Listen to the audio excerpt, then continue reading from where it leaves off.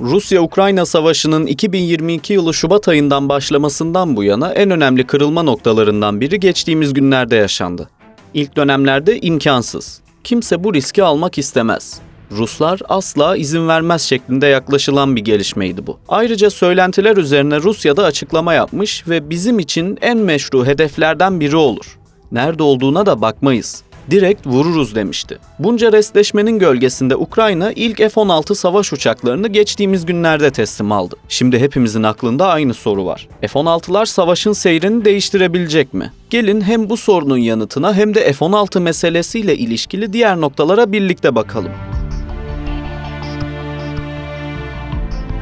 Takvimler 4 Ağustos'u gösterdiğinde bizler için pek bir şey ifade etmese de o gün Ukraynalılar için oldukça değerli. Ukrayna Hava Kuvvetleri Günü olarak kutlanan 4 Ağustos bu yıl bambaşka bir anlama da büründü. Ukrayna Hava Kuvvetleri bu anlamlı günde ilk F-16 uçaklarını aldı. Aslına bakılırsa Ukrayna tarafı savaşın ilk başından itibaren benzer bir yol haritası izledi. Eğer batılı silah sistemleri, gelişmiş füzeler ve nihayetinde yeterli hava gücü sağlanırsa Rusya'yı püskürtebilirlerdi. Hatta bununla da kalmayıp Rusların 2014'ten itibaren hakimiyet kurduğu alanlardan çıkarılması da mümkün olabilirdi. İşte bu noktada hava kuvveti meselesinde batılı savaş uçakları talebi hep başrolde oldu. F-16, F-15, A-10, Mirage 2000 ve JAS-39 Gripen uçaklarının ismi geçiyordu. Sonunda Amerika, F-16 savaş uçaklarının Ukrayna'ya verilebileceğine karar verdi. Belçika, Danimarka, Hollanda ve Norveç bu iş için birer adım öne çıktı. Sahaya etkilere geleceğiz ama öncesinde fotoğrafın bütününü anlayabilmek adına biraz geriden başlayalım. Ukrayna'nın neden F-16'ya ihtiyaç duyduğu sorusu çıkış noktamız. Ukrayna'nın gerçekten yıpranmış bir hava kuvveti olduğunu unutmayalım. 2 yıldan fazla süredir devam eden savaşta eldeki uçaklar neredeyse her gün bir şekilde kullanılıyor. Bu uçuşlarda çok sert kaçınma manevraları da yapılıyor çünkü Rusya her ne kadar tam anlamıyla bir hava hakimiyeti sağlayamamış olsa da hala uçar unsurlar için ciddi tehdit.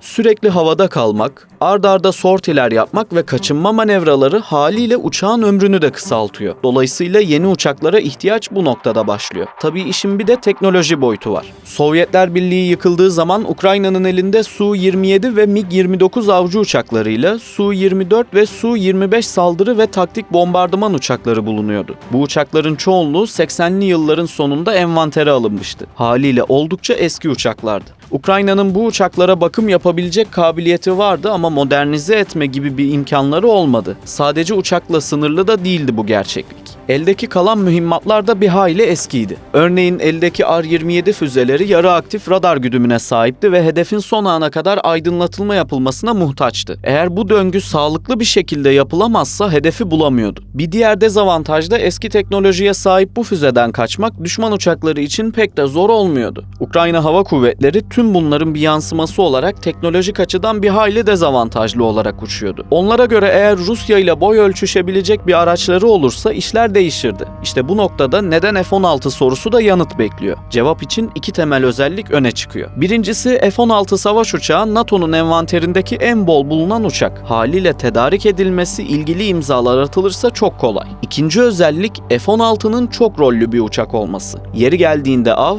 yeri geldiğinde bombardıman uçağı olarak kullanılabiliyor. Bu Ukrayna için ciddi bir esneklik demek. Süreci yakından takip eden kimi kaynaklara göre Ukrayna'nın ısrarlı F-16 talebinin altında işte bu çok rollü kabiliyet yatıyor. Amerika'nın uzun süre Ukrayna'nın F-16 talebine cevap vermediğini biliyoruz. Ukrayna bu süreçte başka bir hamle yaptı ve eskiden Varşova Paktı'nda yer alan ancak NATO üyeliğine geçen ülkelerin kapısını çaldı. Sonuçta onların da elinde çok sayıda MiG-29 savaş uçağı vardı ve bu Ukrayna'nın işine yarayabilirdi. Avrupa kıtasındaki neredeyse bütün MiG-29'lar Ukrayna'ya transfer edildi ya da transfer edilmek üzere. Bu uçakları bağışlayan ülkelerin yeni nesil F-16 ya da F-35 siparişi verdiklerini hatırlatalım. Gelelim Ukrayna'ya verilen F-16'lara. Bahsi geçen uçaklar teknik olarak A ve B modelleri olarak geçiyor. Blok 15 olarak geçen bu uçakların çoğu eski gövde. Ancak MLU ismi verilen yarı ömür modernizasyonuna tabi tutuldular. Bu modernizasyonla Türk Hava Kuvvetleri'nin de bel kemiğini oluşturan C mertebesindeki F-16 Blok 50'ler kadar kabiliyetli oldular. Bu uçaklar data link kullanabiliyorlar ve AMRAAM füzesinin en uzun menzilli varyantlarından birisi olan C-7 füzesini ve AIM-9 füzesinin füzelerinin en son varyantı olan X varyantını ateşleyebiliyorlar. Kokpiti dijital ve gece görüş dürbünleriyle uçurulmaya müsaitler. Gelişmiş aviyoniklere sahipler. NATO kaynaklı Lincoln 6 sistemiyle A merkezli savaş kabiliyetine kavuşuyorlar. Daha net bir ifadeyle ellerindeki platformların birbiriyle konuşabilmesini sağlıyor.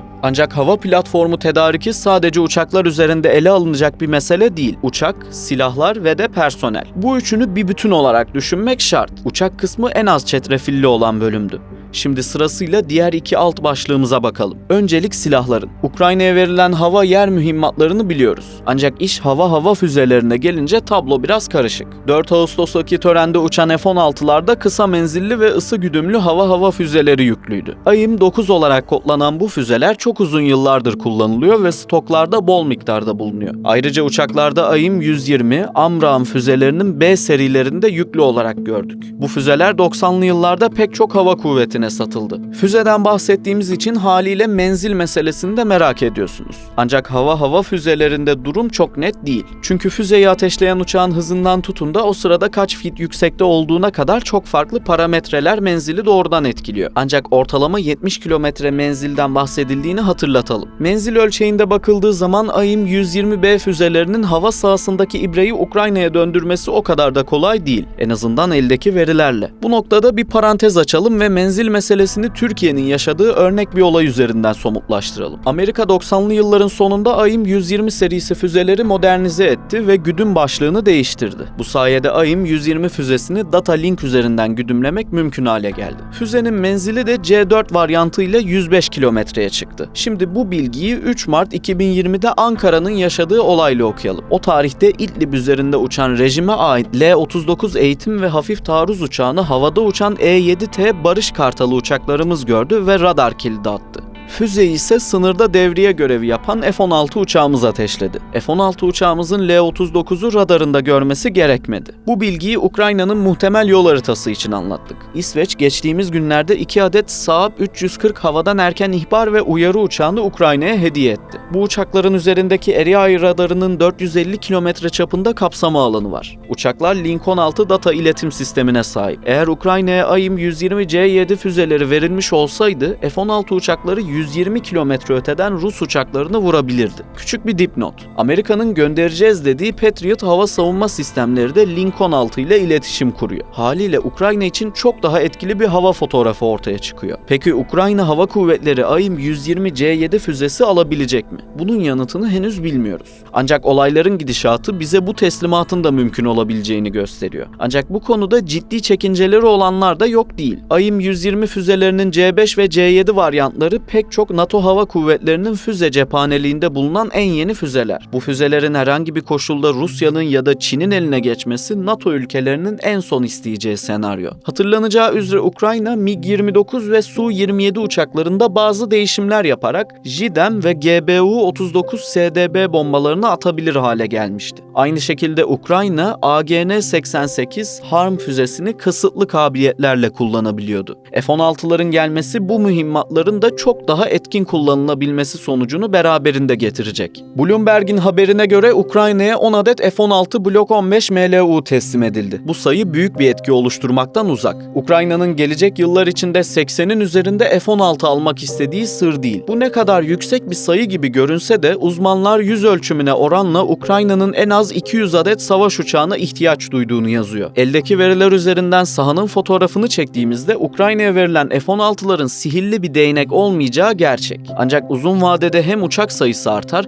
hem uzun menzilli füzeler gelir, hem de tüm bunlara ilaveten Ukraynalı pilotlar yeni sürece hızla uyum sağlarsa işte o zaman işler değişebilir. Hazır pilot demişken küçük bir parantez açalım. Ukraynalı pilotların Doğu bloğu ülkeleri standartlarında yetiştiği biliniyor. F-16 uçurmak için yetkinler mi sorusuna Kiev yönetimi evet dese de çekincesi olanların sayısı bir hayli fazla. Rus geleneklerine göre yetişen Ukraynalı pilotların NATO savaş konseptine göre geliştirilen bir uçağı uçurması elbette kolay değil. Bu konuyu daha net ifade edebilmek adına somut bir örnek verelim. F-16'nın motor alığı gövdesinin hemen altındadır. F-16'ya güç veren F-100 motoru oldukça güçlü ve güvenilirdir. İşte böylesine güçlü bir motor adeta bir elektrikli süpürge gibi her şeyi içine çeker. Motorun içine malzeme kaçması havacılıkta yabancı madde hasarı olarak bilinir ve kısaca Yamaha ismiyle kodlanır. F-16 savaş uçağı kalkış yapabilmek için tertemiz bir piste ihtiyaç duyar. Aksi halde motoruna kaçan bir taş uçağın ve pilotun son uçuşunu yapması anlamına gelebilir. NATO'da hava üsleri bu gerçeğe göre temizlenir ve düzen sağlanır. Ruslarsa savaş zamanında yollara ve temiz olmayan pistlere inip kalkabilecek şekilde eğitim yaparlar. MiG-29 ve Su-27 savaş uçaklarının yardımcı hava alıkları vardır. Bu basit farklılık bile gelecekte çok ciddi sonuçları beraberinde getirebilir. Mevcut durumla ilgili de elimizdeki bilgileri kısaca hatırlatalım. Ukrayna'nın çok az sayıda pilotunun doğrudan F-16 eğitimine katıldığını biliyor. Ukraynalı pilotların pek çoğu oldukça tecrübeli. Ancak şimdi her şeyi neredeyse sıfırdan öğrenecekler. Haliyle bu da aslında kendi içinde uzun ve zorlu bir süreç. Personel demişken bakımcıları es geçemeyiz. Uçakların havada uçulan tek bir saate karşı hangarda onlarca saat geçirdiği biliniyor. NATO uçaklarında temel prensip çok uzun yıllar hizmet edebilmektir. Yapım ve kullanım aşamalarında buna bir hayli dikkat ediliyor. İşte bu noktada motor ve gövde bakımları öne çıkar. Ukrayna için madalyonun bu yüzünün de bilinmezlerle dolu olduğunu unutmamak şart.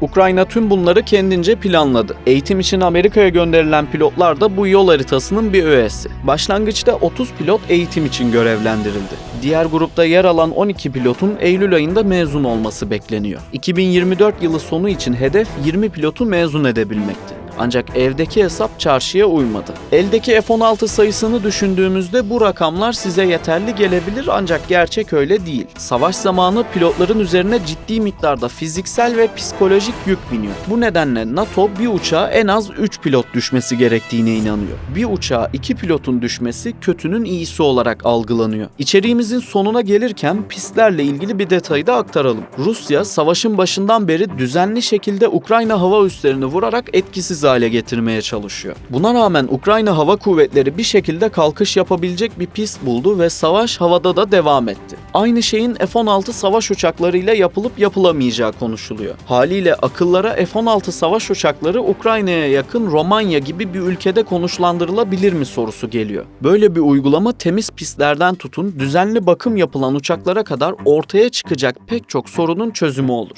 Ancak videonun başında da söylediğimiz üzere Rusya Devlet Başkanı Putin bu gibi durumlarda ilgili ülkenin meşru hedef olacağını duyurdu. Böyle bir seçeneğin Ukrayna-Rusya çatışmasını körükleyerek bir NATO-Rusya çatışmasına dönüştürmesi ihtimali de yüksek sesle konuşuluyor. Geldiğimiz noktada Rusya-Ukrayna savaşı bugünden yarına bitecek gibi görünmüyor. Gelişmiş sistemler, yeni füzeler ya da tedarik edilen F-16'lar tek başına pek bir anlam ifade etmiyor. Umarız akıl ve sağduyu bir kez daha galip gelir ve bu savaş bir an önce biter. Eğer bitmezse Ukrayna F-16'larıyla Rus savaş uçaklarının birbirine üstünlük kurmaya çalıştığı anlara ait videoları sıkça izleyeceğiz demektir. Siz ne düşünüyorsunuz? F-16'lar ibreyi Ukrayna yönüne çevirir mi yoksa Rusya için bu durum bir sorun çıkarmaz mı? Yorumlara yazmayı unutmayın. Yeni videolarda görüşmek üzere. Şimdilik hoşça kalın. Sahaya etkilere geleceğiz ama öncesinde fotoğrafın bütününü anlayabilmek adına biraz geriden başlayalım. Ukrayna'nın neden F-16'ya ihtiyaç duyduğu sorusu çıkış noktamız. Ukrayna'nın gerçekten yıpranmış bir hava kuvveti olduğunu unutmayalım.